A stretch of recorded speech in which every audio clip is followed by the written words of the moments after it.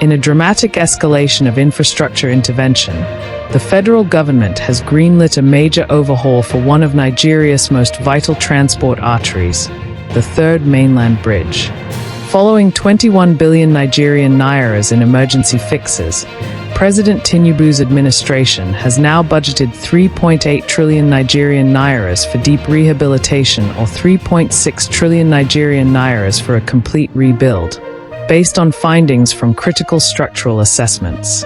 Originally built between 1976 and 1990 and once Africa's longest bridge, Third Mainland has served Lagos's over 20 million residents for decades.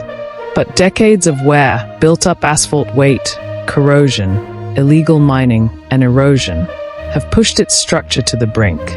Minister of Works David Umahi, speaking after a crucial FEC session, revealed that underwater scans showed severe degradation affecting support piles and piers.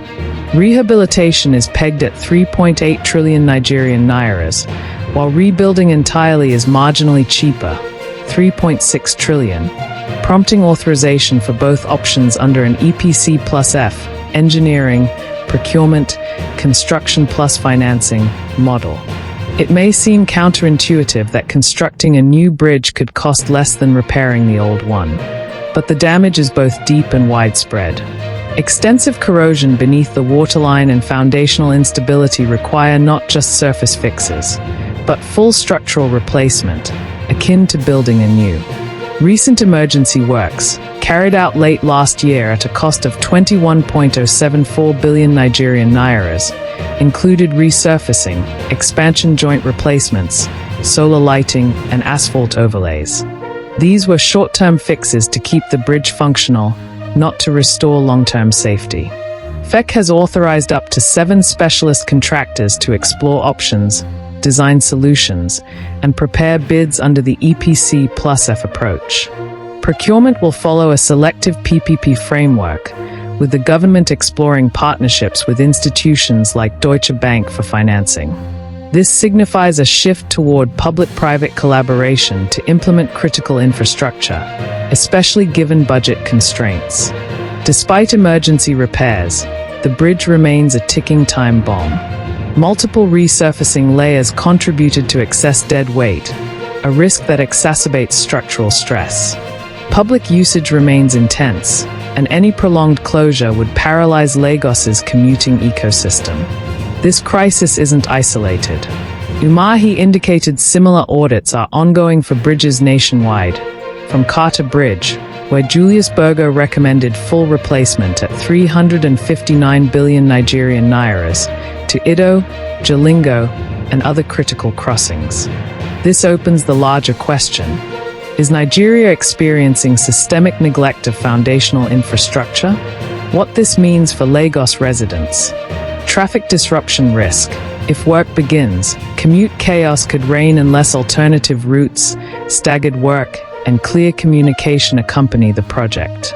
Economic ripple effect. Linked businesses and transportation drivers could see losses if lengthy delays occur. Safety versus cost balance. Citizens may pressure leaders to rebuild, to avoid the risk of a catastrophic collapse. Public sentiment, anxiety and accountability. Nigerians on social media express both frustration and concern. From skepticism about government efficiency and transparency to fear of monumental costs in a struggling economy.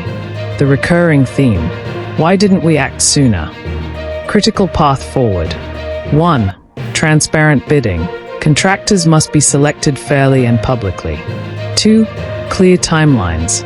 Public expectations must be managed with phased closures, commute alternatives, and regular progress updates. 3. Funding security. PPP terms must avoid distressed payment schedules or overdependence on future budgets. 4. Accountability framework. Audits and oversight must ensure the project stays on budget and schedule. 5. Public engagement. Lagosians deserve timely updates on construction impacts and safety improvements. Final analysis. The Third Mainland Bridge represents Nigeria's infrastructural heartbeat, but a weak one. With estimates ranging into trillions of naira, this project is more than a repair job. It's a social contract between government and people. Will this be a model of smart PPP infrastructure governance, or another headline of delayed promises and public inconvenience? Only time and execution will tell. Thanks for watching.